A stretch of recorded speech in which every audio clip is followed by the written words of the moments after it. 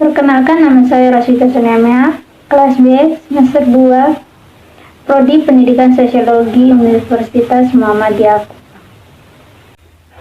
Sebelum kita mengkaji lagi kesalahan persepsi terhadap pendidikan multikultural, kita perlu tahu apa itu persepsi. Persepsi menurut Bimo tahun 2005, bukunya yang berjudul Pengantar Psikologi Umum. Persepsi yaitu sebuah proses yang didahului oleh penginderaan, yang proses diterima dan didorong oleh individu melalui sebuah alat indera atau diasah di sebuah proses sensoris, kemudian diolah dan diinterpretasikan menjadi sebuah persepsi.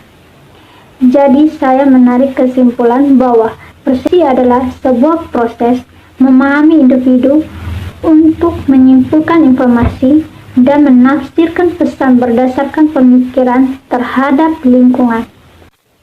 Yang pertama yaitu multikulturalisme tidak sama dengan asimilasi. Proses asimilasi adalah jembatan menuju terciptanya pola budaya baru dalam mengurangi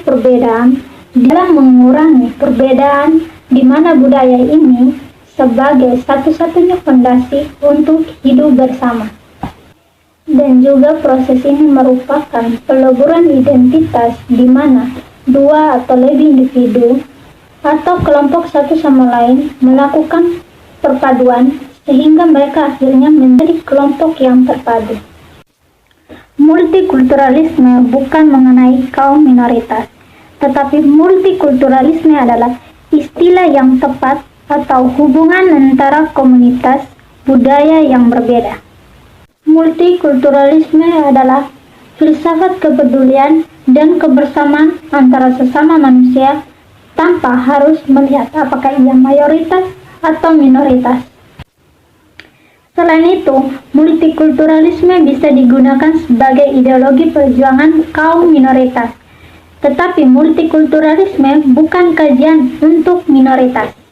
Poin yang ketiga yaitu pendidikan multikultural tidak menstrukturalisasi. Struktur pendidikan adalah sebuah pemulaan, sehingga setiap pemulaan merupakan pemaksaan pilihan seseorang terhadap orang lain dan mengubah kesadaran orang yang dipola agar cocok dengan kesadaran orang yang memiliki pola itu. Banyak disalahpahami bahwa tujuan pendidikan multikultural untuk menstrukturalisasi sekolah sehingga semua peserta didik memperoleh pengetahuan, sikap dan keahlian serta etnis dan ras yang berbeda-beda. Selain itu, pendidikan multikultural ingin membebaskan manusia dari belenggu struktur yang berusaha untuk menganalisirkan manusia.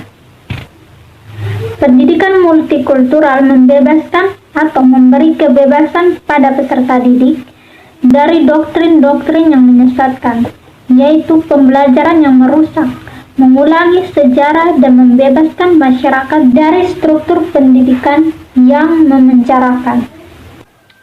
Pendidikan multikultural bukan untuk membentuk karakter.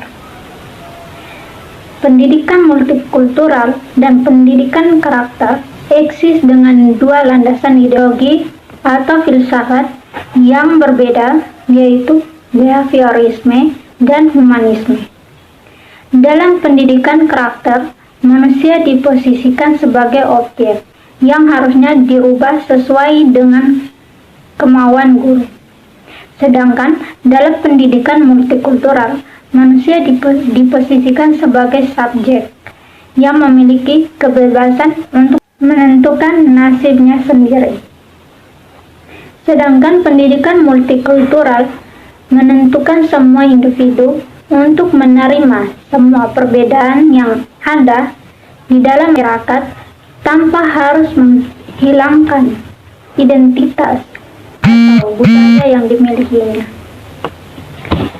Sedangkan pendidikan karakter menuntut semua individu ke dalam sebuah keseragaman yang telah dianggap normatif dalam masyarakat.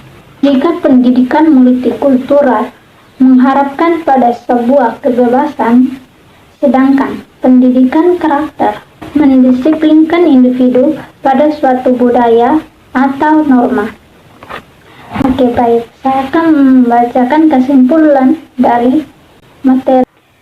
Pendidikan multikultural adalah usaha sadar untuk mengembangkan kepribadian di dalam dan di luar sekolah yang mempelajari tentang berbagai macam status sosial, ras, suku, agama, agar terciptanya kepribadian yang berdasarkan dalam menghadapi masalah-masalah keberagaman budaya. Masalah yang ada di masyarakat Indonesia adalah sebagai berikut: keberagaman identitas, budaya daerah, kurangnya kekokohannya, nasionalisme, kesejahteraan ekonomi yang tidak merata di antaranya kelompok budaya, fanatisme sempit, konflik kesatuan nasional dan multikultural.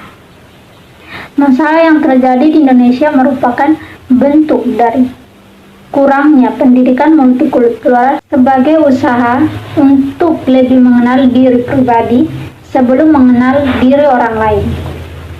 Pendidikan multikultural perlu dilaksanakan berdasar kondisi atau pengalaman yang diperoleh dalam pembelajaran teknis terkait, sehingga pelaksanaannya dapat menghasilkan